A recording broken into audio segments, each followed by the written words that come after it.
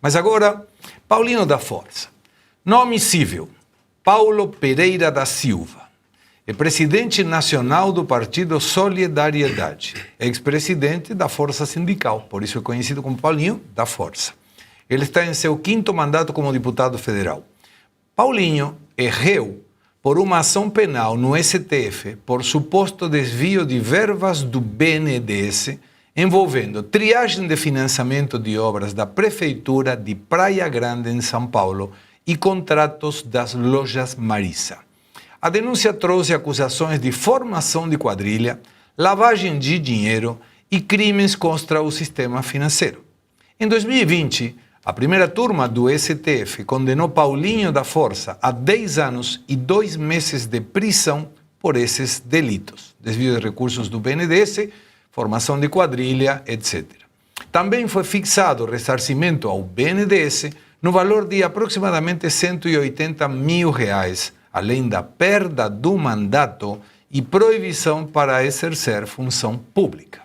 No entanto, essa condenação foi revertida pelo plenário do STF em novembro de 2023.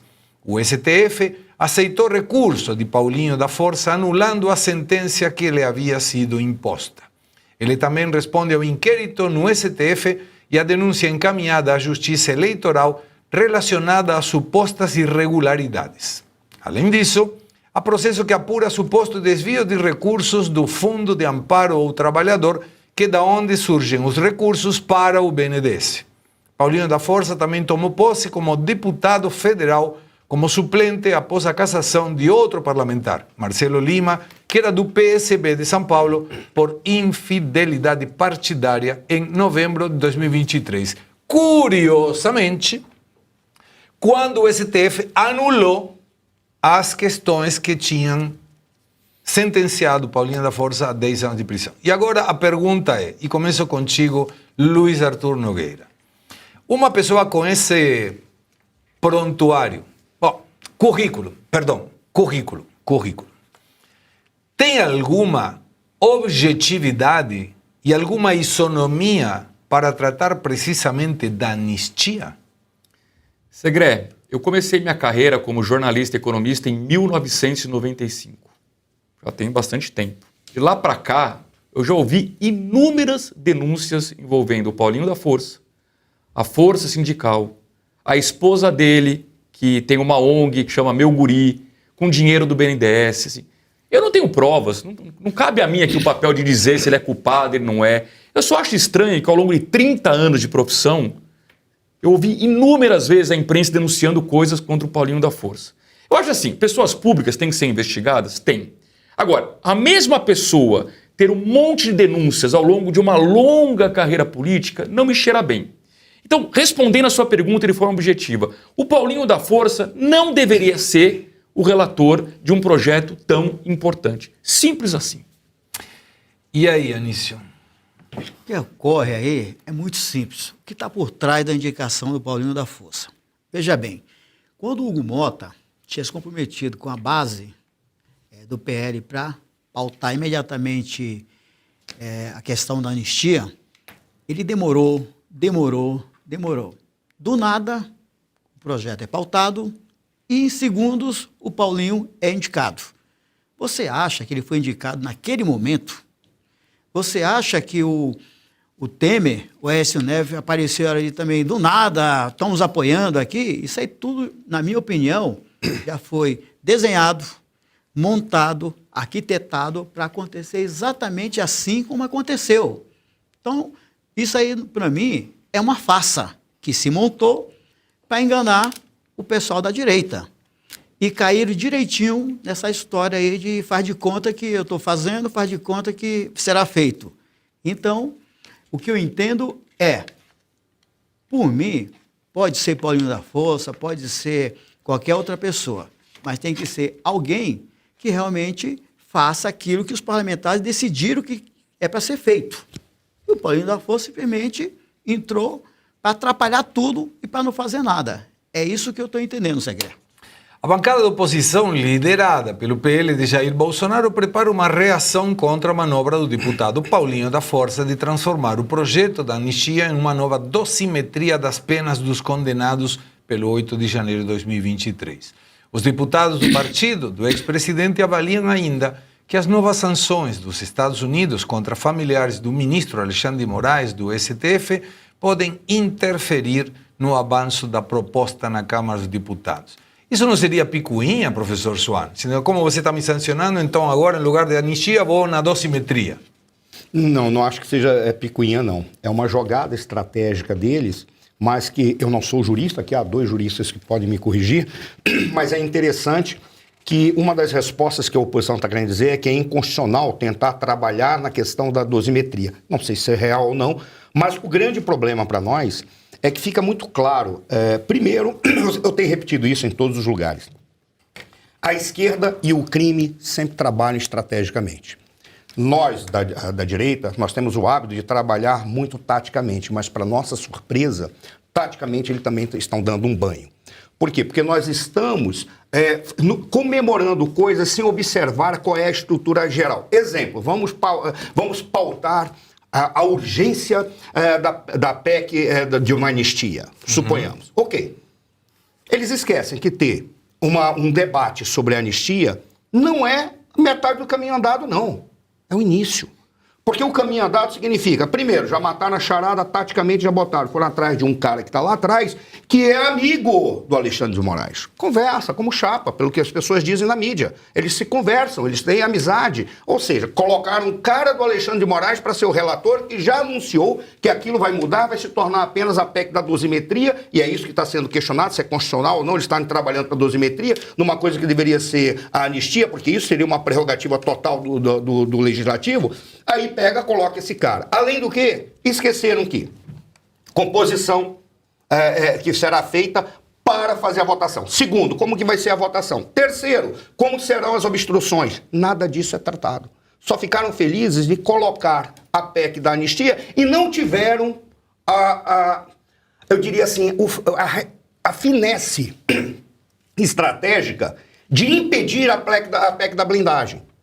Porque quando se coloca as duas coisas, não, a PEC da blindagem é a que vai nos proteger do Supremo Tribunal Federal para ele não introduzir nada. Eles deram de mãos beijadas, o pessoal da esquerda está rindo de orelha a orelha.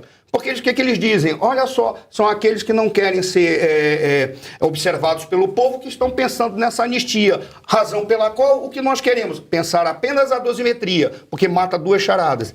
Inocenta os erros cometidos pelo Supremo Tribunal Federal, porque se você aceita a questão da dosimetria, está assumindo que houve o erro. E o erro não houve.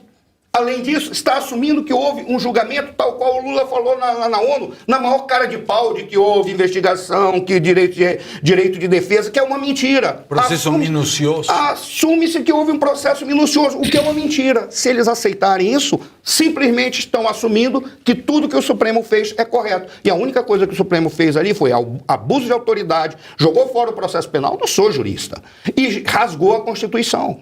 Tudo que foi feito ali foi errado. É nulo esse processo, como o Fux falou. E aí fica a questão, caíram que nem pato. E o Paulinho da Força, ele cai como uma luva. Por qual razão?